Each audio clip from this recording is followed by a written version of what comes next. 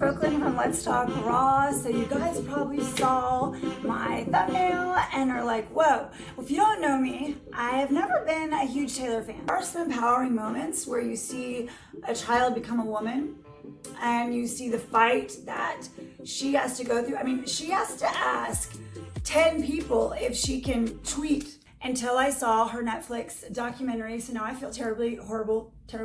That's like a double negative, but I do feel double negative about my misogynist thoughts. Okay. I just thought she was kind of a victim-y, baby, you know, but you gotta think about, she's business and she's what, 12 or something. I don't know when she hit it big, but I mean, she's been working towards this most of her life. You know, first of all, Taylor getting on the Be a Woman train. She was growing up, but she wasn't growing up. She's still growing. Okay. She even said it. The thing is that my husband, who is a retired NBA player, but I didn't understand his point of view on Taylor. Like he got her. And then she said this quote in her documentary, Miss Americana. I made it to the top. Now what? You know, there's very few people that make it to the top of whatever they were going to be, right? And my husband made it into the NBA, which is 0.01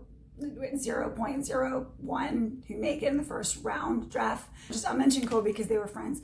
So in that pack, my husband was like the Selena and the Kobe friend group. You know what I mean? So he knows what it's like to, on both ends, you make it to the top and you're like, now what? And then you don't feel good enough because you're not Kobe, you're not Michael Jordan. But you're told you have that talent, but you didn't quite make it to that level, but yet you made it to the highest level, but it's not high enough yet. So he really got that. And he's like, no, but you have to understand, you know, when you get to a certain position and then it's not what you thought, or you didn't get to grow up right because everybody's pushing you to be a certain way. And then when, you know, you get that one negative feedback, it's like, it crushes you. And I don't want to, you know, bore you guys or keep you guys, but I was really proud when she said this, because this is something I think all women, we all like to say. Here's the deal. I work part-time. My husband makes more than me, but let me tell you something.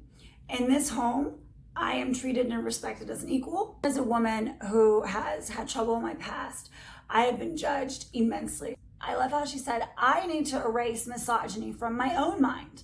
No one is a slut or a bitch or a boss who is a bitch. She is just a boss. I love that. And after she said that, she said, ooh, sorry, should I have said that word? And then she said, why did I just say sorry? It's so instilled in women to say sorry. Well, let's go to one other part. She really got involved in the Marsha Blackburn, and she really got involved with her because I've had a stalker, so I know what that's like. I've had to get a restraining order. I know what all that's like. Getting involved, talking about politics. I would love it if you'd subscribe, hit that like button, let me know how you feel in the comments. Bad or good, I really don't care because I really want to know the truth, how you guys feel about Taylor. And if you guys watched the documentary, if you did, if it changed you in any way, or if you already knew that's how she was, I don't care what you believe in. Believe in something. First of all, believe in yourself, which she obviously does because she made it pretty damn high in life. But yet, and this is where the confusion comes, and this is where me and my friend Shallon agree. And y'all know Shallon, we've collabed together. It's like, which one are you? Do you believe in yourself and you're the boss, not the bitch that you say, you know, you want to be and you are and you've accomplished? Or are you the, I'm sorry, am I supposed to be here? I don't belong here. So, in my experience, you can switch back and forth because I've done really great work in my past, and then I've also made mistakes like relapsing, saying the wrong thing in public, and my husband was in the public eye, and my dad was in the public eye, so sometimes my words were taken onto social websites, Perez Hilton, different things, and so spun out and said wrong. The talk show I was on, things were spun, edited wrong, so I know what it feels like when you are portrayed a certain way that you are not. Now, something Shallon said that I agree with, no one else really had their point of view on Taylor except like moments of tears with her mom. So yeah, but I think that maybe she's everybody's boss, or she's the Kobe to her little posse, so nobody wants to say anything but, oh, Taylor, you know. But that's a position I can't tell if she knows she has, and she really is that control freak, or you know, if I want this, I get this, we're wearing this, we're going here, we're doing this. And if we notice we can get it, I mean, it's kind of hard not to, right? But that's where compassion and empathy and being a good person, a good friend comes in. It's where her saying she stopped growing at 15 or 16. And that comes with maturity and age, to think of other people other than yourself. That's, you don't realize the universe doesn't revolve around you till, I mean, really, I'm a late bloomer, sadly, because I was a mother, I was a teen mom.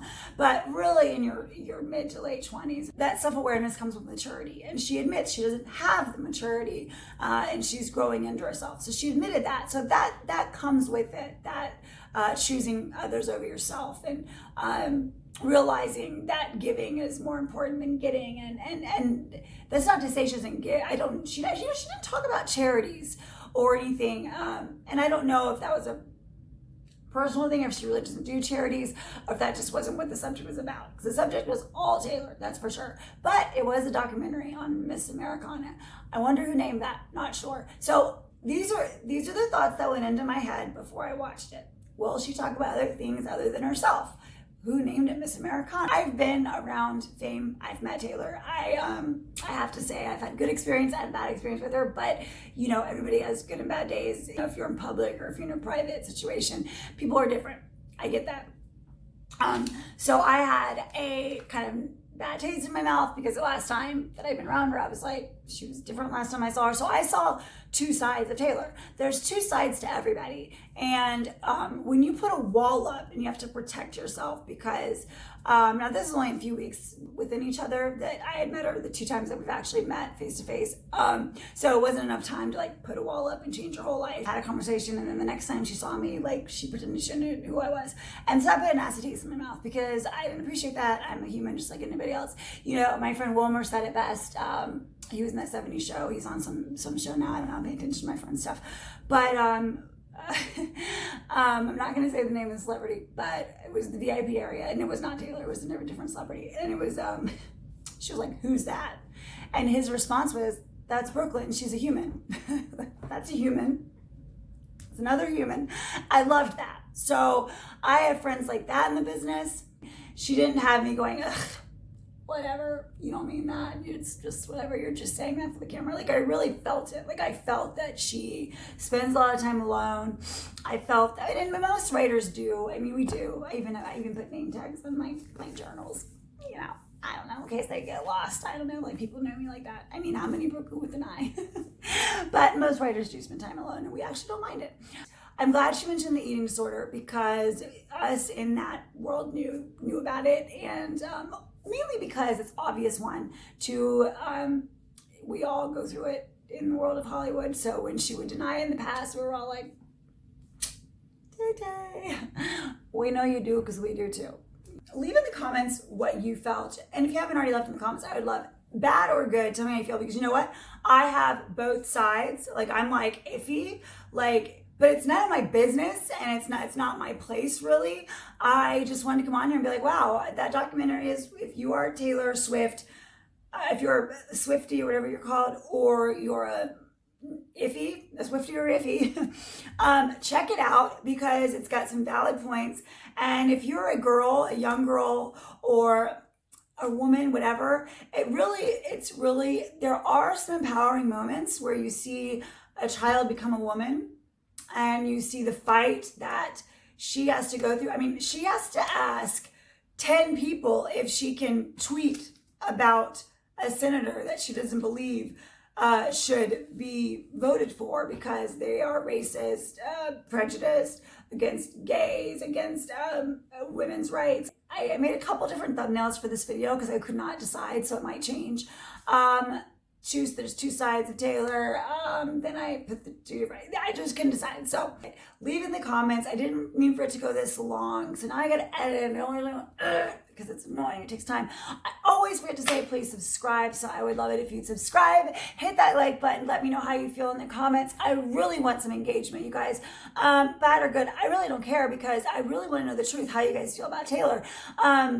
And if you guys watched the documentary, if you did, if it changed you in any way, or if you already knew that's how she was, if you were a Swiftie forever, or if you were like, I'm not a Swiftie, but I'm not an iffy anymore. I see the struggle. I feel the pain, but I also I'm not gonna feel sorry for her because she's made every dream come true.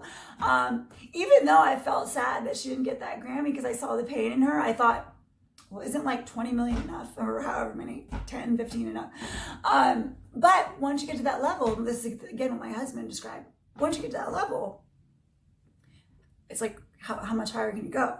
So you keep going because you just wear yourself out. You tear every ACL, MCL, shoulder, bell, eye, whatever. My husband has so many injuries trying to get, because he got to the greatest is what they say, you know, and then he had to be greater. And it's like, gotta be greater, you gotta be greater, you gotta be, you know, and so it's a lot of pressure. And he was burnt out. It made me enough to come on here and talk to you guys and show you my new haircut. And no, so let me know if you've watched it. It's on Netflix. It's called Miss Americana. It's cute. She's cute. She, you know, it's good. It's very one-sided. It's just her point of view. Oh, another thing I want to mention is that I really felt for her. I didn't know her mother had cancer and my daughter had cancer, and that really does make you look at the world differently. It showed her character to keep that part of her life private. I related to that and what that can do to the way you look at life and how you no longer care what people think. Like, I'm gonna do that YouTube channel. I'm gonna just stop giving a crap. I'm gonna, you know, say what I want to say. One other thing I wanted to mention, the only thing that got me, and I started thinking, when she said, oh, I made it to the top and I wish I had someone to call or whatever. Well, I was like, well, what about Selena? Like, she says y'all are best friends. What about your friend that actually was in her documentary, Abigail? I guess what she was trying to portray is there's a lot of loneliness up there. And there is. There is a lot of loneliness unless you have people that went there with you. So when she said her mom, that must, I know it's one eyebrows out of place.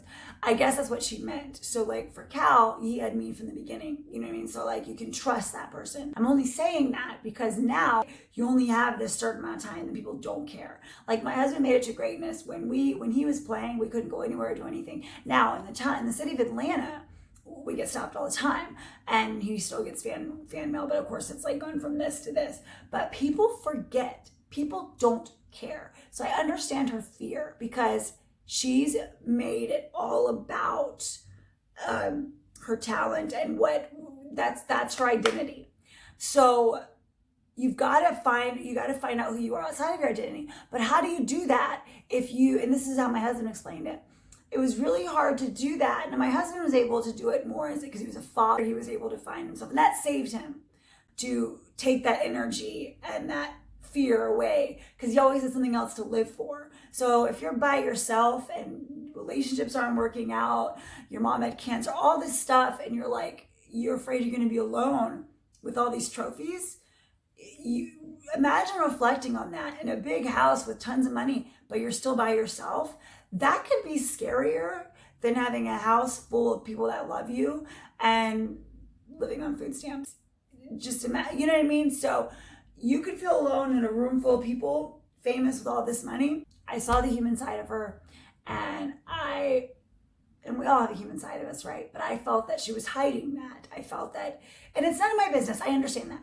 But my background is in journalism, and I can't help but, and also a minor in psychology, so I cannot help but watch people's behaviors and be kind of like, eh. And then when you have a personal interaction with these people, and they're one way 3 weeks ago and another way 3 weeks later, and you're like, why would you treat me like that? I'm a human too. So I have that perspective, right?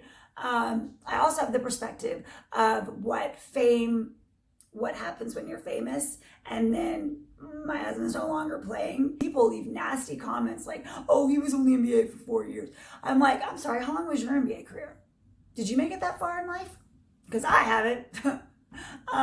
So I get really frustrated when people don't realize the tenacity and the determination it takes to make it somewhere and how lonely it can be when you get there, because you get there and you're staring at a sea full of people, like my husband explained it, and you're like, yeah, it should be great, but I have this person saying it's not enough, this person saying you're fucking great and wonderful, and this person, which is myself, saying, now what?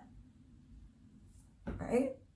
I'm gonna leave it at that. Thanks for watching. My name is Brooklyn. This is Let's Talk Raw, where we talk raw. It's a no judgment zone. I am still manifesting. It is still working. If you want to keep emailing me about that, depression, postpartum, or this topic, I would love you to leave in the comments first. But also you can email me if it's private. And I love to talk to you guys and I love to interact. Let me know in the comments if you watched. Let me know in the comments if you didn't. If you don't care, let me know if I suck. Let me know if you suck. Let me know who sucks. Just talk to me. Bye. And you know what? You guys are awesome. Have a great day. Today is Monday. Slay it. Manifest. Motivate. Do it. Do what you got to do. Be where you got to be. And love who you are wherever you are. Later, skaters.